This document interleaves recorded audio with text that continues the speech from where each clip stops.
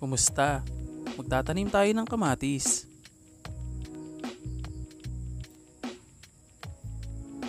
Subaybayin niyo ang aming agriculture journey dito sa aming farm sa General Emilio Aguinaldo, Cavite o kilala rin bilang Baylen. Ako nga pala si Christian at ito naman si Chloe. Welcome to Work from Farm PH. Sa video na ito, ipapakita namin kung paano kami nagtanim ng kamatis simula sa pagpapatubo mula sa buto, sa pag-aalaga ng mga seedlings hanggang sa pagtatransplant at ang aming mga maintenance methods. Sa aming pagtatanim, gumamit kami ng simpleng soil mixture na may garden soil, coco peat, vermicast at carbonized risal. At isa-isa naming itinanim ang mga buto sa bawat butas. Ang gamit namin na variant ng kamatis ay Diamante Max. Sa ikalawang linggo ay ganito nakalaki ang aming mga seedlings. Sinimulan na namin itong ibabad sa calcium nitrate. Panoorin nyo ang aming talang videos para sa prosesong ito. Diamante Max. Sa pagdating naman ng isang buwan ay ganito na sila kalaki. Nakikita nyo matatangkad na ang ating mga seedlings. Ready na kami mag-transplant.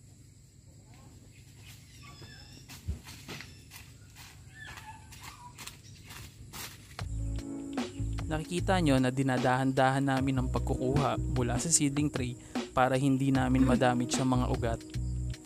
Approximately mga 300 seedlings ng kamatis ang itatransplant namin ngayong araw. Hinahanda na namin ang mga plant bed na pagtataniman namin.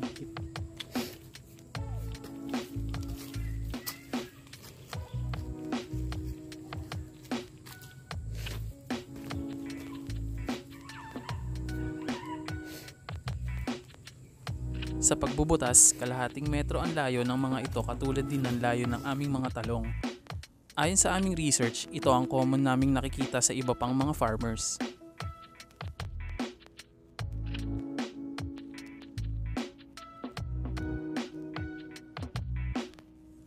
Malalim dapat ang paglubog sa mga kamatis, halos hanggang sa unang dahon para mas marami pang lumabas na ugat sa kanyang mga main branch.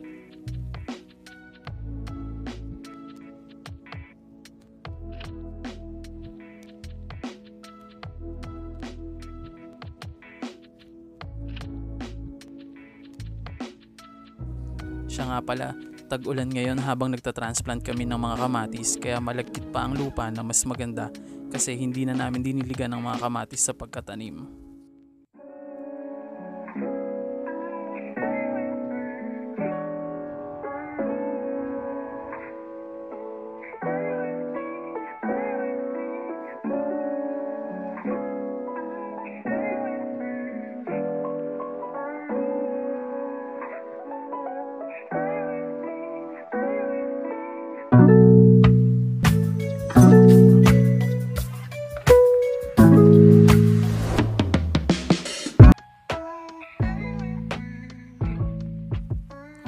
Natapos din namin ang pagtatransplant ng 300 seedlings pagkatapos ng ilang oras.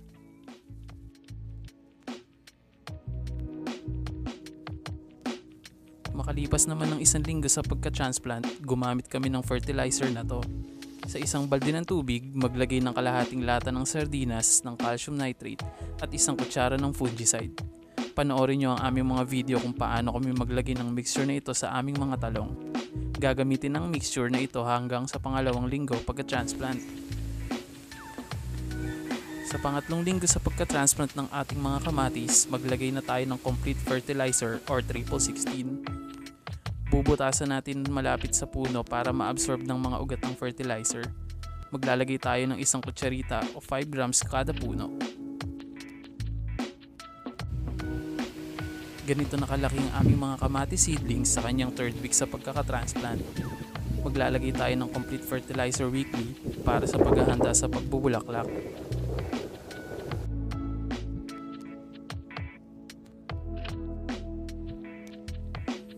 Maglalagay kami ng tulos sa aming mga kamatis na natutunan namin mula sa aming pagre-research at panonood sa ilang mga YouTube farmers. Nagbaon kami ng mga kawayan para masuportahan ng mga puno sa kanilang paglaki para hindi sila magtumbahan kahit magkaroon ng malalakas na hangin.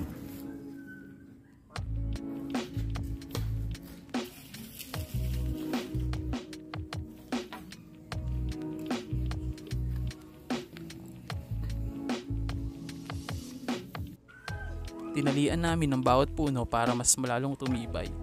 Ang gamit namin sa pagtali ay banana twine rope, mas matibay at pangmatagalan.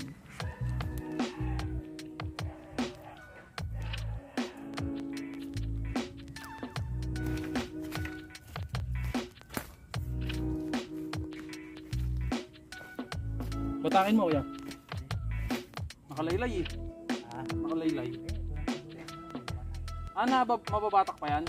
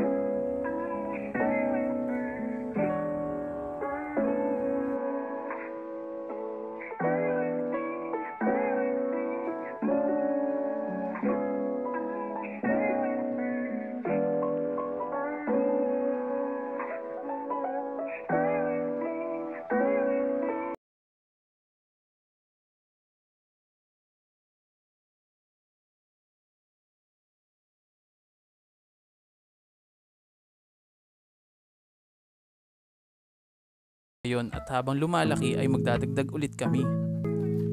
Kung nagustuhan nyo ang aming content, subaybayin nyo kami para sa aming next video tungkol sa pagpapabunga ng aming mga tanim. Maraming salamat at mag-subscribe kayo sa aming channel na Work from Farm PH. Ingat!